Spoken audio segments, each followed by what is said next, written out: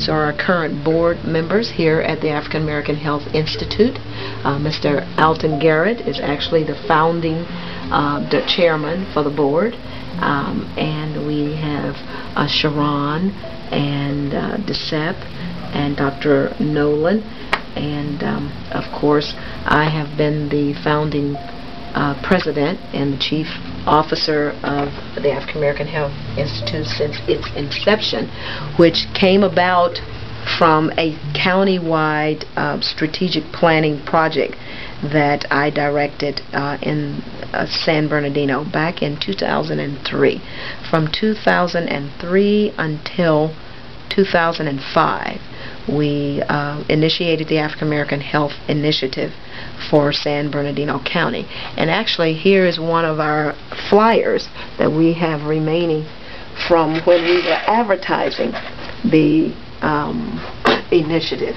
And one of the startling facts here in San Bernardino was that black men, according to our statistics, were dying at age 56 and black women at an average age of 62 here in San Bernardino.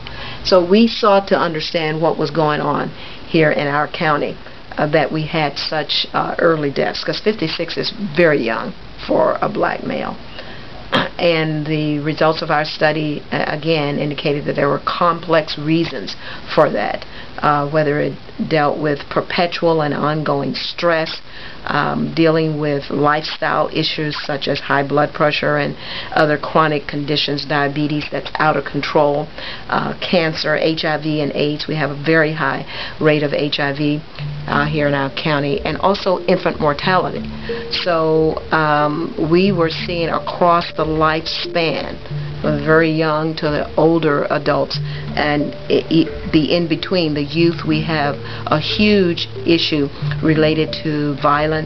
According to some of our statistics, indicate that we have about 495 registered gangs, and within those particular gang membership, there are probably anywhere between 12,000 to 15,000 gang members.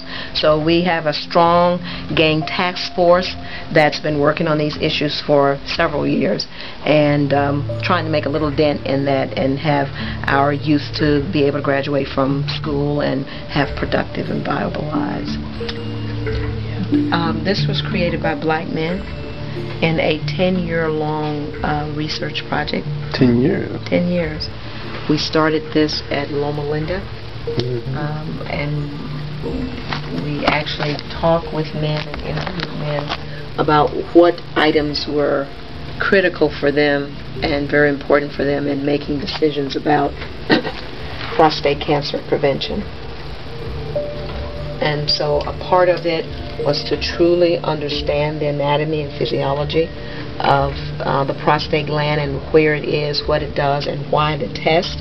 And this is a very important area. When you look at the prostate, which is just below the bladder, here's the rectum, and when you have those awful rectal examination that you men do not like, this is the reason why. You see how thin the wall is here, that the doctors can actually palpate and feel the prostate gland. So they're feeling for different changes in the gland, like in this one. That's the reason it's lumpy and everything, is that's what cancer would feel like and would look like. And sometimes the nodulars are deep in there and you can't feel that, so you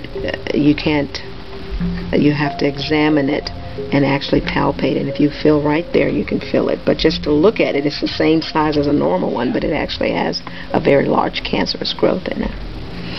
Yeah. So, and men could better understand what was going on inside of them and why they were being asked to take certain examinations and to and why they had the problems that they had.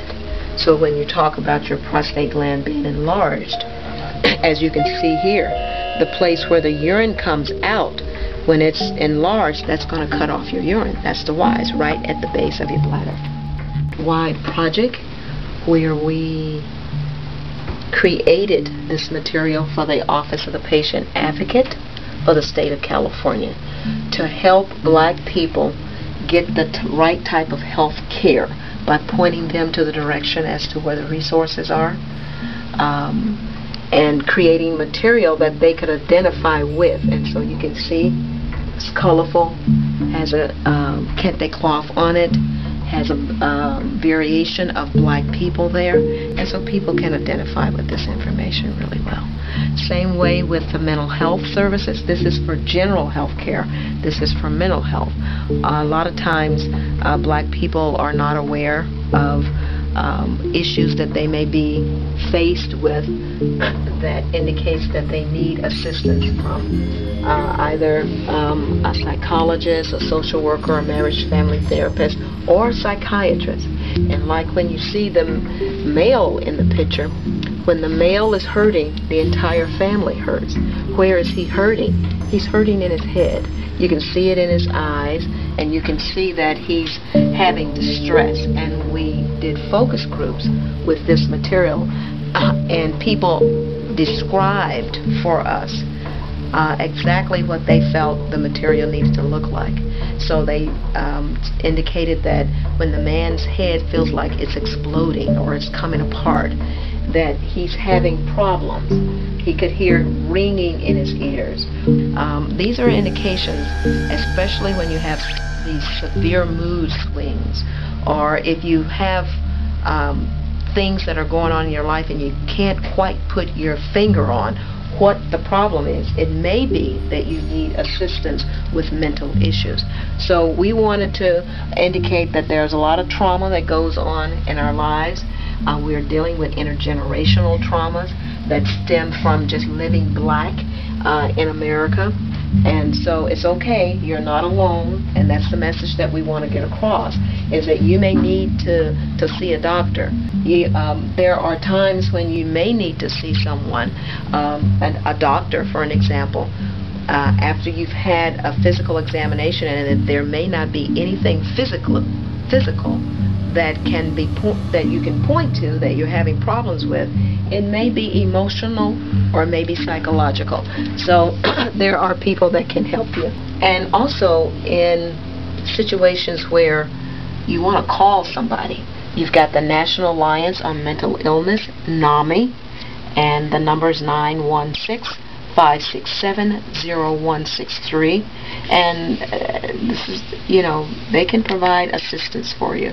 And then other times, I like this one also, Suicide Prevention Hotline, and you just need to talk to somebody. You may need to talk to them immediately. 1-800-273-8255, and it's okay to call confidentially, and you can be able to talk to someone about what's going on. And it's a neutral party, because sometimes we feel like other people may not understand what's going on with us, and it may be that they do not understand. And of course, when you have caring family members or close friends or associates, those are excellent individuals to talk to, and these are people that you can trust that you would turn to. But if you do not, then of course calling for assistance, and this is a good reference for us to use.